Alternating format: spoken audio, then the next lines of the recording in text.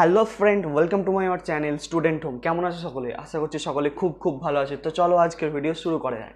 তো আমরা কী নিয়ে পড়াশোনা করছিলাম? আমরা ক্লাস 9-এ নিউটনের গতিসূত্র নিয়ে আলোচনা করছিলাম, তাই তো? তো অলরেডি আমাদের দুটো লেকচার কমপ্লিট হয়ে গেছে। নিউটনের প্রথম গতিসূত্র, নিউটনের দ্বিতীয় গতিসূত্র দুটোই কিন্তু কমপ্লিট হয়ে গেছে। তো তোমরা এখনও যারা অবধি এই দুটো ভিডিও দেখোনি, তো ডেসক্রিপশনে লিঙ্ক দিয়ে দিচ্ছি, সেখান থেকে গিয়ে ভিডিওটা দেখে নেবে। ওকে, তো চলো আজকে শুরু করা যাক।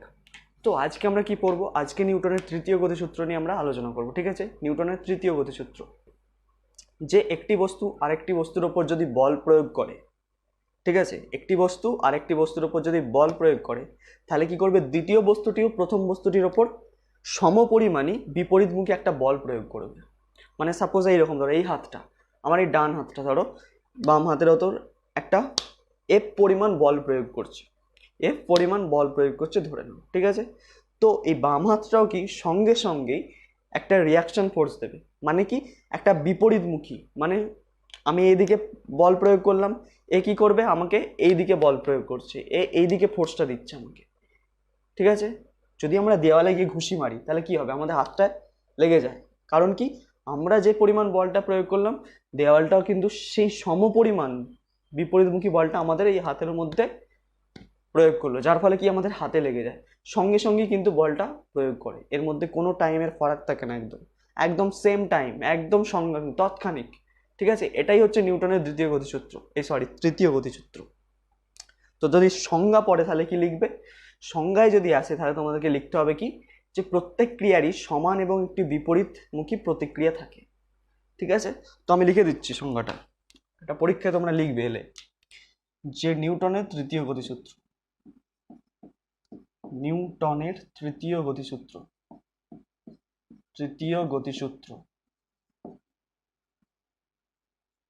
নিউটনের তৃতীয় গতিসূত্র হচ্ছে যে কি, প্রত্যেক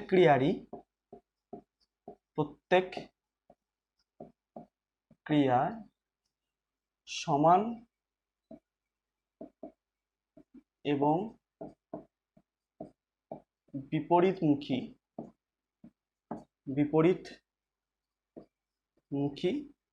প্রতিক্রিয়া থাকে,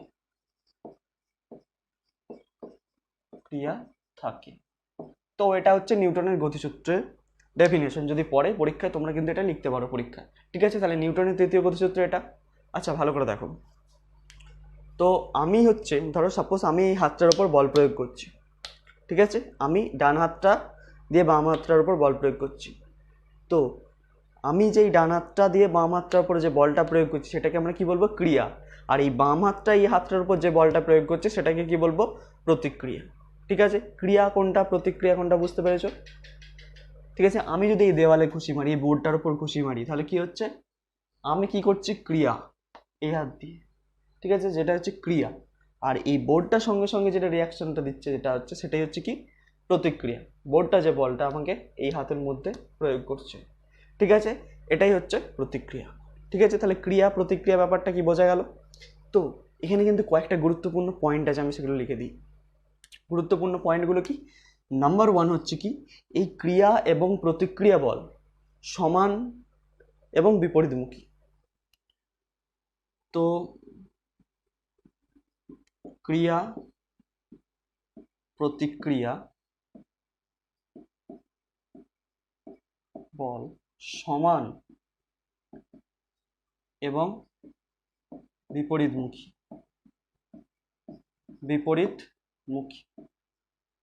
ঠিক আছে? খুব ইম্পর্টেন্ট। ওকে, নেক্সট পয়েন্ট কি? নেক্সট পয়েন্ট হচ্ছে কি, ক্রিয়া প্রতিক্রিয়া বল সবসময় কি দুটি ভিন্ন বস্তুর ওপর ক্রিয়া করে, ঠিক আছে? আমি ক্রিয়া প্রতিক্রিয়া লিখছি যে দুটি ভিন্ন বস্তুর উপর ক্রিয়া করে, দুটি ভিন্ন বস্তুর উপর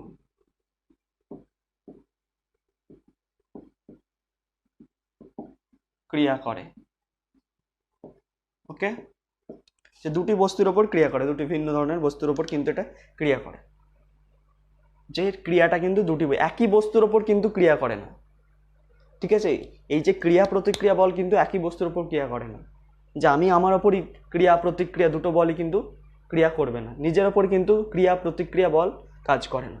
কি? দুটি ভিন্ন বস্তু চাই, ঠিক আছে? দুটি ভিন্ন বস্তু না হলে কিন্তু ক্রিয়া প্রতিক্রিয়া বল কাজের নয়। ওকে, তো এই হচ্ছে দ্বিতীয় পয়েন্ট। তৃতীয় পয়েন্ট কি? তৃতীয় পয়েন্ট হচ্ছে, আমি এখানে লিখছি উপরে, যে তৃতীয় পয়েন্ট হচ্ছে ক্রিয়া এবং প্রতিক্রিয়া বল সম প্রকৃতির হয়। ক্রিয়া এবং প্রতিক্রিয়া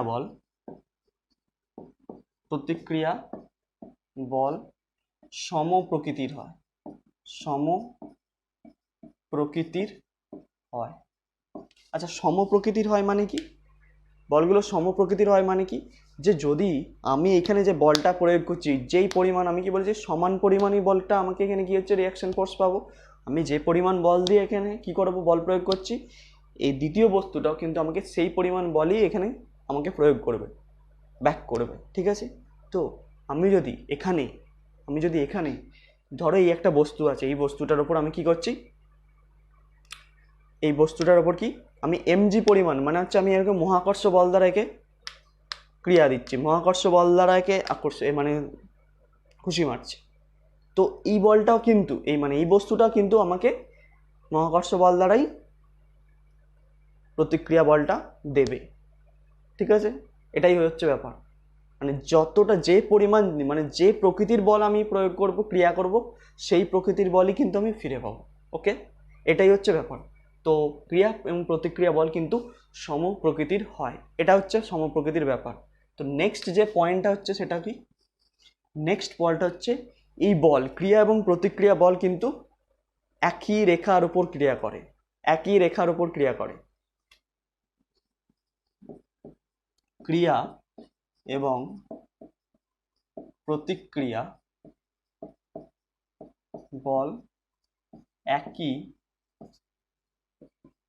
রেখার উপর ক্রিয়া করে।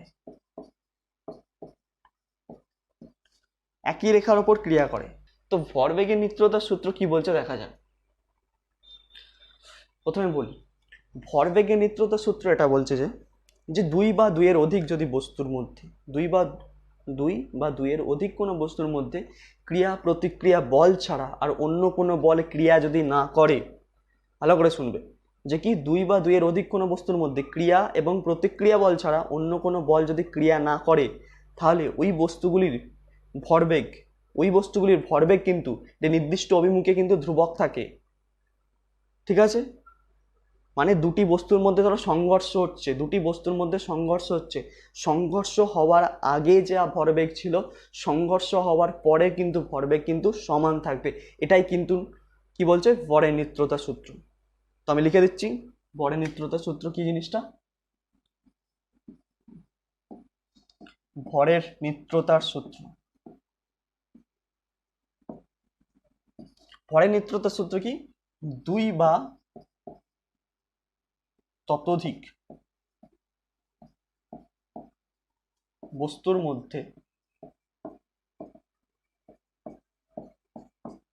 মধ্যে দুই বা ততোধিক বস্তুর মধ্যে ক্রিয়া ও প্রতিক্রিয়া বল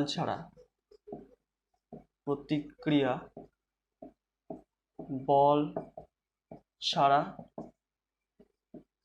অন্য কোনো বল ক্রিয়া না করলে, বা প্রযুক্ত হলে, যেটা ক্রিয়া না করলে, যাই হোক, অন্য কোনো বল প্রযুক্ত না হলে, এটা সব থেকে ভালো হবে, লেখো প্রযুক্ত না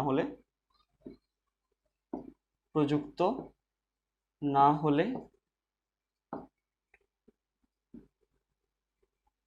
ওই বস্তুর ভরবেগ,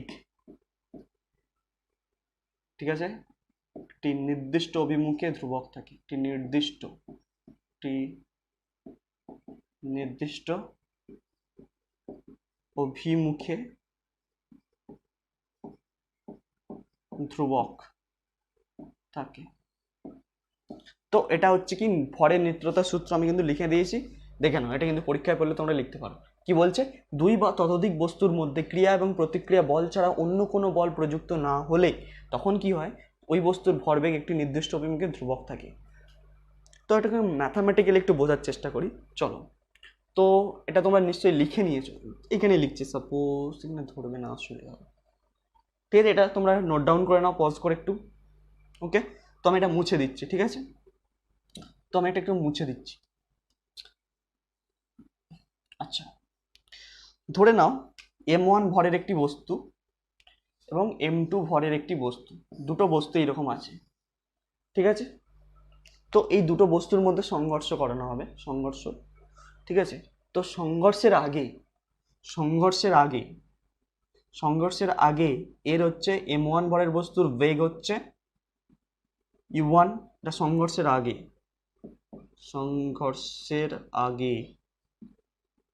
ঠিক আছে, বেগ হচ্ছে u1 আর এর বেগ হচ্ছে কি u2, আর সংঘর্ষের পরে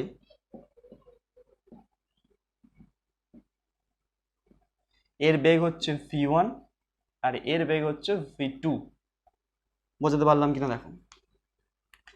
তো দুটো বস্তু আছে, m1 ভরের একটি বস্তু, একটা m2 ভরের বস্তু, ঠিক আছে। তো সংঘর্ষের আগে এর হচ্ছে বেগ হচ্ছে কি u1 আর m2 হচ্ছে u2, এর হচ্ছে v1, সংঘর্ষের পরে এর হচ্ছে v2। ওকে, এটা বোঝা গেল।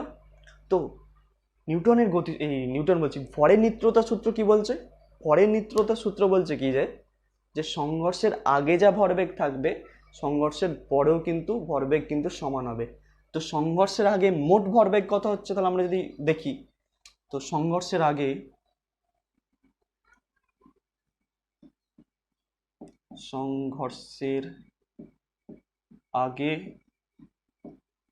ভরবেগ সমান কত হবে? সংঘর্ষের আগে ভর কত? m1 ভরের বস্তু,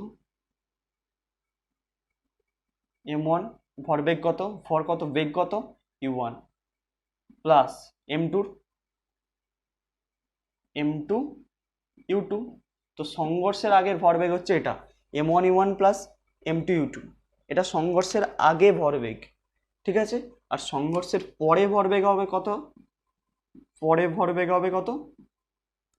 পরে হবে কি, বেগ চেঞ্জ হচ্ছে কিন্তু ভর তো চেঞ্জ হচ্ছে না, তাহলে আমরা লিখতে পারি কি m1 v1 plus m2 v2, ঠিক আছে। তো আমরা দেখো দুটো বার করে নিলাম, সংঘর্ষের আগে মোট ভরবেগটা, সংঘর্ষের পরে মোট ভরবেগ কিন্তু আমরা বার করে নিলাম।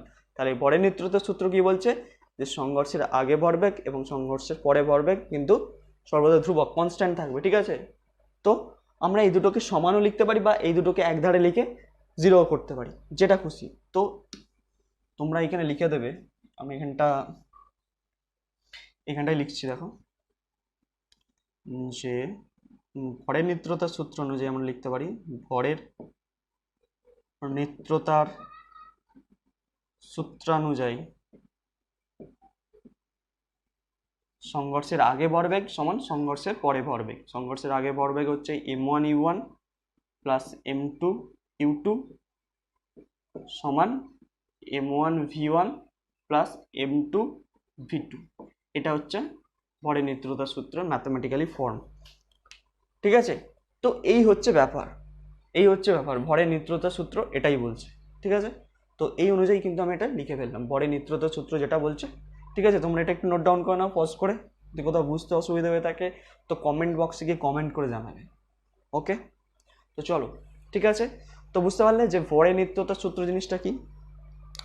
আচ্ছা, যে নিউটনের গতিসূত্র পড়লাম, তো নিউটনের গতিসূত্রে একটা উদাহরণ দেখব, একটা তার প্রয়োগও দেখব, ঠিক আছে। ফার্স্ট আসবো উদাহরণে। তো উদাহরণের কথা যদি বলি, নিউটনের তৃতীয় গতিসূত্রে, ঠিক আছে। তো তোমরা দেখে থাকবে নিশ্চয়ই যে নৌকা থেকে তোমরা কোনোদিন নেমেছো, নৌকা থেকে লাফিয়ে পারে। তো যখন দেখবে তুমি নৌকা থেকে নামছো, নৌকার ওপর কি করছো, পা দিয়ে একটি বল প্রয়োগ করছো না? তো নৌকাটির ওপর পা দিয়ে বল প্রয়োগ করছে এবং নৌকাটির সঙ্গে সঙ্গে কি করছে, তুমি নৌকাটির ওপর ক্রিয়া দিচ্ছ, নৌকাটা তোমার পায়ের ওপর প্রতিক্রিয়া বল দিচ্ছে, ফলে কি তুমি লাফিয়ে চলে আসছো কি কোথায়, পাড়ে বা নদীর তীরে যেখানেও, ঠিক আছে। তো এটা হচ্ছে নিউটনের একটা উদাহরণ, ঠিক আছে, নিউটনের তৃতীয় গতিসূত্রের উদাহরণ, ঠিক আছে। অথচ আরেকটা উদাহরণ যদি দিই, বন্দুক যখন চালানো হয়, ঠিক আছে, কোনো বন্দুক যখন চালানো হয় তখন কি হচ্ছে, বন্দুকটা চালানোর সঙ্গে সঙ্গে, গুলিটা বেরোনোর সঙ্গে সঙ্গে কী হচ্ছে, বন্দুকটা পিছন দিকে একটু আগিয়ে আসে। ঠিক আছে, বন্দুকটা পিছন দিকে আগিয়ে আসে, কারণ কি, বন্দুকের গুলি তো বেরিয়ে যায়। ঠিক আছে, তো এটা তো একটা ওর, ঠিক আছে, গতি নিয়ে বেরিয়ে যাচ্ছে, কিন্তু কি, ওর যে প্রতিক্রিয়াটা, সেটা কিন্তু বন্দুক প্রতিক্রিয়ার কারণে বন্দুকটা পিছন দিকে পিছিয়ে আসে। তো এটা হচ্ছে কি নিউটনের তৃতীয় গতিসূত্রের উদাহরণ দুটো আমি বললাম, বইয়েতে আরও আছে, সেগুলো তোমরা করবে। ঠিক আছে, আচ্ছা, এই হলো দুটো উদাহরণ। এবার হচ্ছে কি প্রয়োগ দেখব, নিউটনের গতিসূত্র, তৃতীয় গতিসূত্র প্রয়োগ করে কি কি মহান কাজ করা হয়েছে সেইগুলো দেখব। রকেট, রকেট দেখেছো তোমরা আকাশে, রকেট কিভাবে উঠছে, নিউটনের গতিসূত্রকে কাজে লাগিয়ে কিন্তু রকেট ওড়ে, নিউটনের গতিসূত্রকে কাজে লাগিয়ে কিন্তু রকেট ওড়ে। তো রকেট কিভাবে ওড়ে দেখো, তো এই ধরনের একটি রকেট,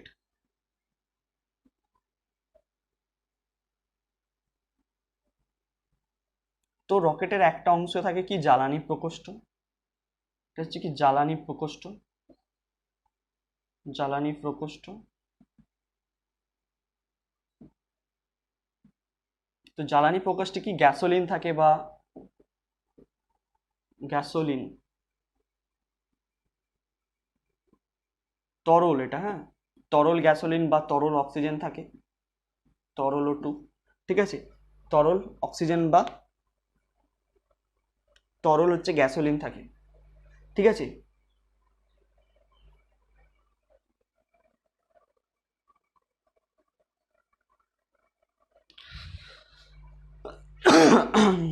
তো এবার কি হয় যে নিউটনের গতিসূত্র অনুযায়ী কি, নিউটনের তৃতীয় গতিসূত্র অনুযায়ী কিন্তু রকেট উপরের দিকে ওড়ে। তো কিভাবে ওড়ে সেটা দেখছি দেখো।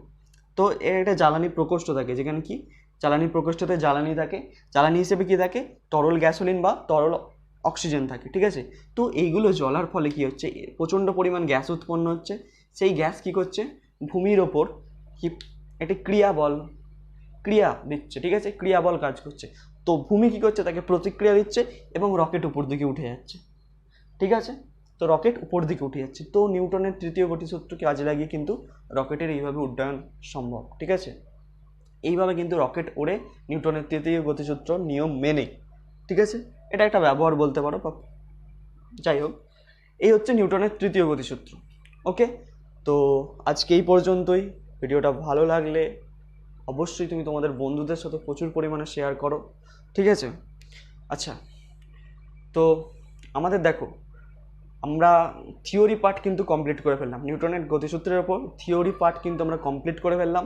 তো এবার নেক্সট যে লেকচারটা আনবো, সেই লেকচারের মধ্যে কিন্তু শুধু আমরা কি অঙ্ক করবো, এই চ্যাপ্টারের যে সমস্ত পরীক্ষায় আসে, ঠিক আছে, সেই সমস্ত গুরুত্বপূর্ণ কিছু অঙ্ক কিন্তু আমরা পরের লেকচারে করব, কিছু প্রশ্ন নিয়ে আলোচনা করব। ওকে, তো আজকে এই পর্যন্তই। তো দেখা হচ্ছে পরের ভিডিও, তত অবধি মন দিয়ে পড়তে থাকো। All the very best.